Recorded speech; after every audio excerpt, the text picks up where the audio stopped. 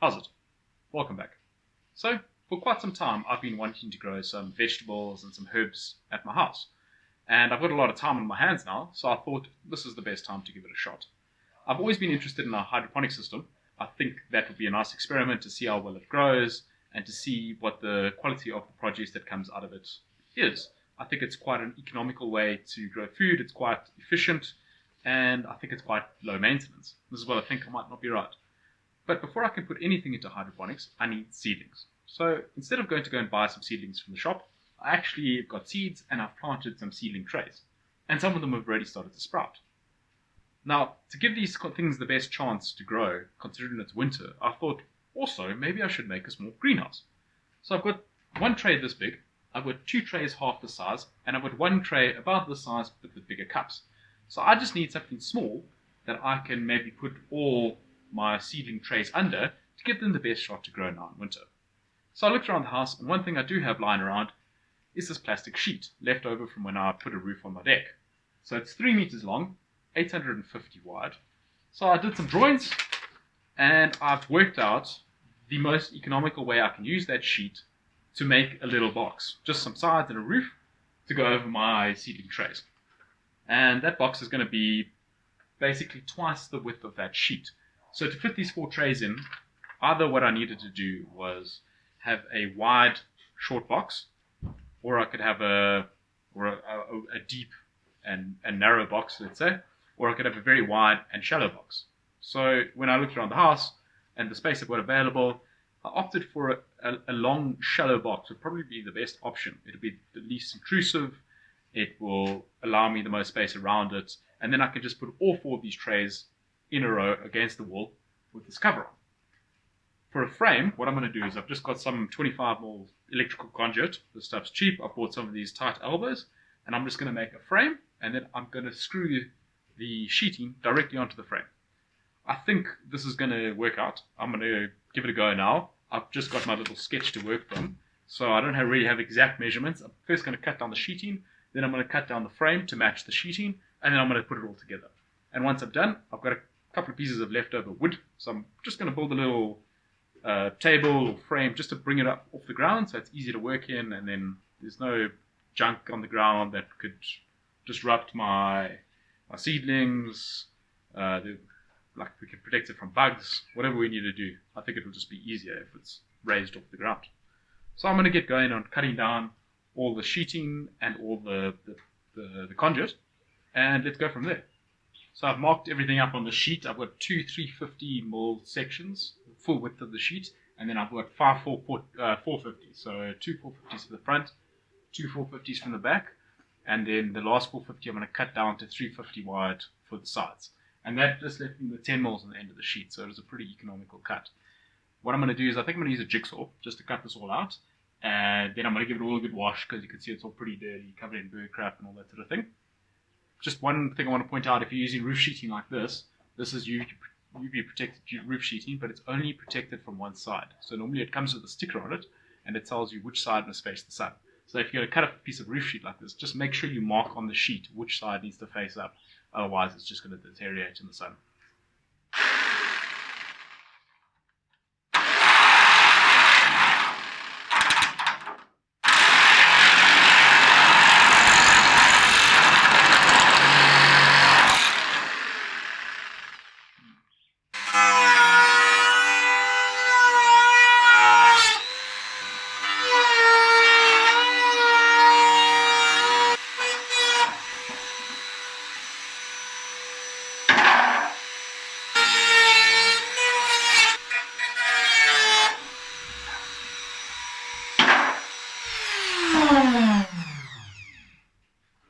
So I've cut all the sheeting down, and I've given it a good wash. So it's all nice and clean to work with now. You'll see I actually ended up doing it with the Dremel. It was much more control with the Dremel. With the hacksaw, because the sheeting's so thin, it was just jumping around everywhere. So the Dremel gave me a pretty good cut. And I also put on some eye protection, because I tend to forget that because I always wear glasses. So I've always got something on, and when I'm not wearing glasses, I forget. So I did put on a face shield as well. So the plan so far is this. This is going to be the top of my little greenhouse. I'm going to use this 25mm conduit, And I want to now build a frame that's the same size as this top. And once I've built the frame that's the same size as the top, I will build a frame that just fits on the outside of this for the sides to go around. So that's as far as I've got. I've got an idea of my head of how it's going to work. So I think what will happen is that I'm going to set this frame 25 mils in from the edge.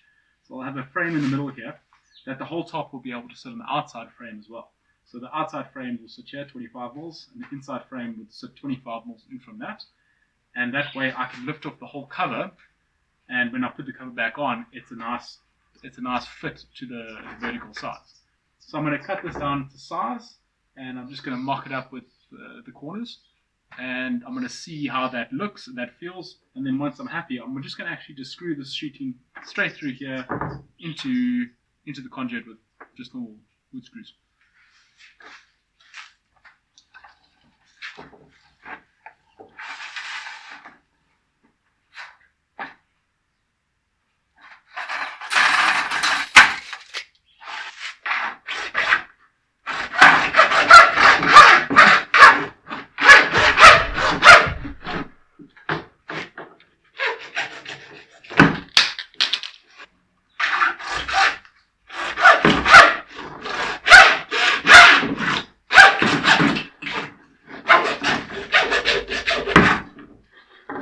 So I started with the two long pieces here.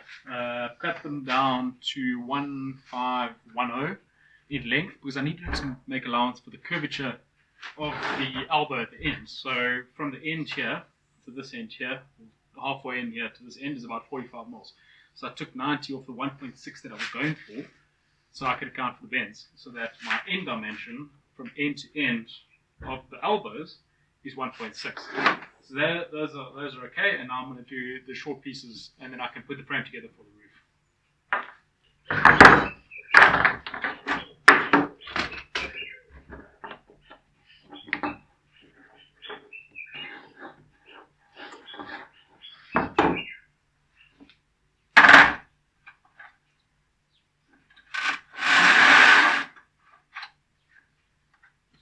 Okay, so I think I've got what I'm aiming for here. It's 290 deep for the 345 top. Came out at 345, I cut the one piece a little bit short.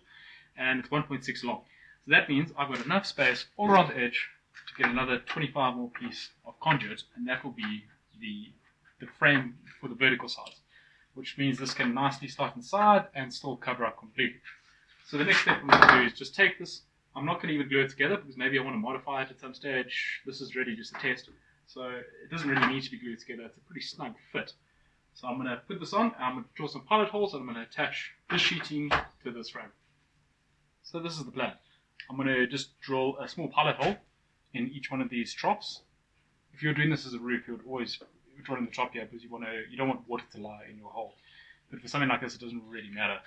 And I've only got these short little screws that are going to work here, otherwise all the other screws I have are far too long. So I've got short little screws, so I'm just going to drill in the troughs, drill a pilot hole, and then I'm just going to put a screw in sort of every second or third trough and see how that works out.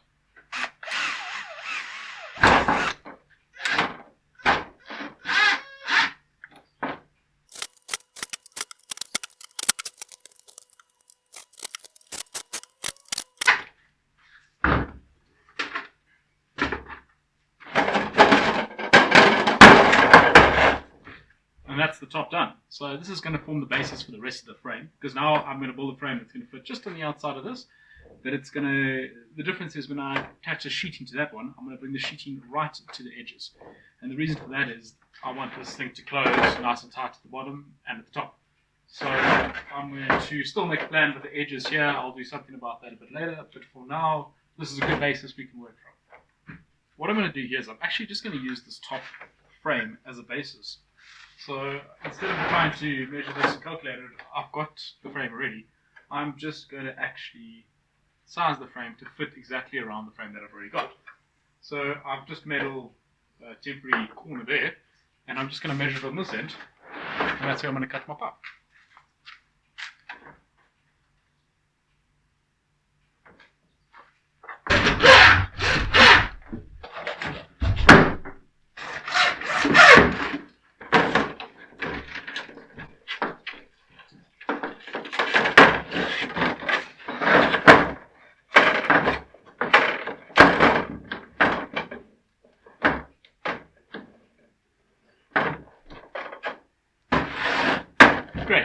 first frame done. Now I'm just going to duplicate it.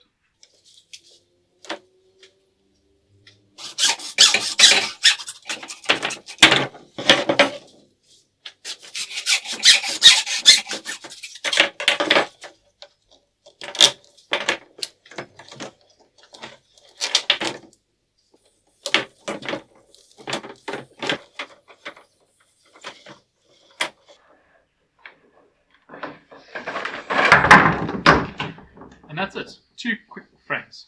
It just shows you what a useful tool PVC pipe and all these sort of fittings are for prototyping, for building quick things, for experimenting. You know, this is for electrical. This is electrical piping, but you can use it for anything. It's super useful that it comes with all these standard fittings, 90s, 45s, small and big bends, anything you can imagine in a variety of sizes, all the way up to the plumbing sizes, you know, 40 or 50 mil pipes, and bigger, 110. And you can use it to build a bunch of cool stuff. And it all just fits together, you can glue it together. Once PVC is glued with PVC weld, it is fast for good. And you can do all sorts of cool stuff. Now what I'm going to do is I'm going to attach the sides to this the same way I did that. The only difference is I'm going to put sheeting all the way to the end of these 2 frames. Because I want it to seal against the bottom, or I want it to be flush with whatever this is going to stand on top. And I want it to end here so that the roof can sit flush on top as well.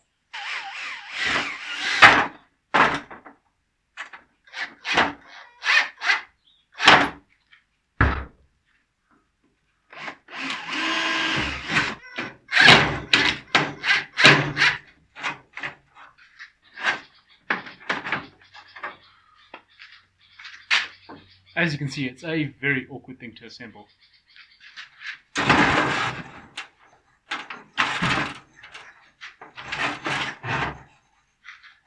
Okay, so I think it's starting to kind of take shape and you're getting the idea of what this thing might look like. So now I'm going to attach the bottom frame. It should be a bit easier.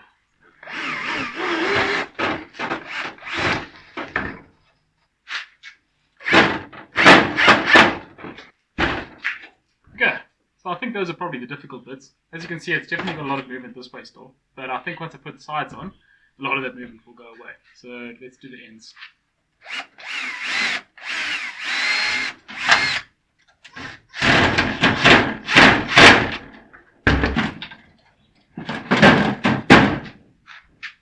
And that's the basis of my greenhouse.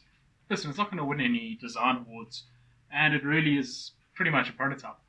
But I think it kind of came out okay. And I'm pretty sure I'm going to get this to work and get some stuff growing inside it.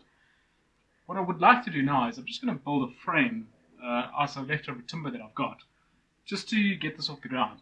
So this is what I've come up with. I've got all the leftover lumber I've got lying around the house from my deck project, and I've got a bit of treated wood, and I've got this untreated wood. Now you can see the untreated wood has molded from being outside, and that's because it's not designed to be outside at all. This is for internal use where it's not going to see the weather. But the treated wood, that's S3 treated, is good to live outside forever.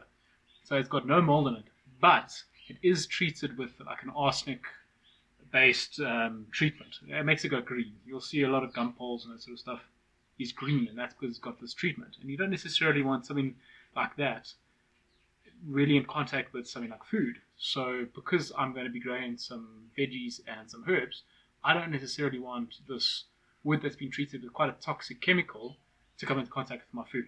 So I can't use that as the frame that the actual pots are going to sit on top of. I don't think that will be safe. So I'm going to have to use the untreated wood for that, the moldy wood. But I'm not too concerned because, like I've said before, this is pretty much an experiment. I'm going to cover this all with plastic anyway, so it's not going to come into contact, shouldn't mold any further than it is. And then I'll use the treated wood as the legs, and those will be on the ground and they will be in contact with water all the time. So they'll be fine with that. They won't be in contact with the food and they won't rot. The other problem I've now got is that I don't have any wood at all that's long enough for what I require.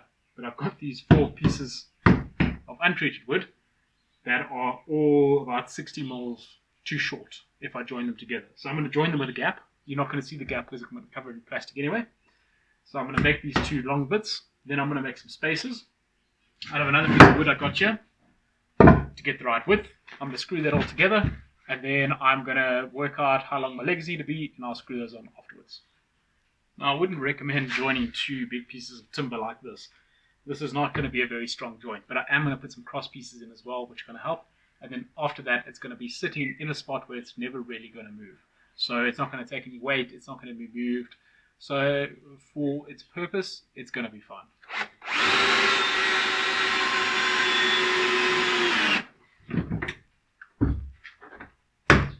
Okay, that's pretty much what I was going for. Now all I'm going to do is cut a couple of spaces from this so I can get the right width. So what I've decided I'm going to do is I'm going to cover it with plastic, and then I will put the legs on the outside. They'll be much further apart, and they'll be much more stable that way. But I'm going to cover it in plastic first.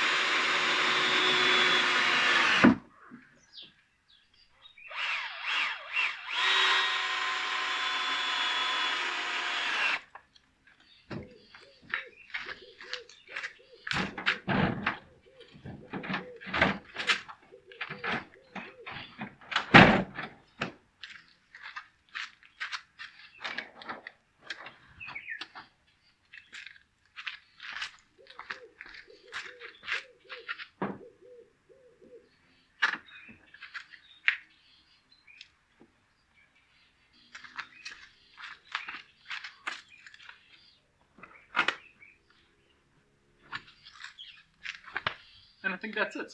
I'm happy with the height. I can maybe get some taller things growing in here, maybe some tomatoes or some beans or peas or something.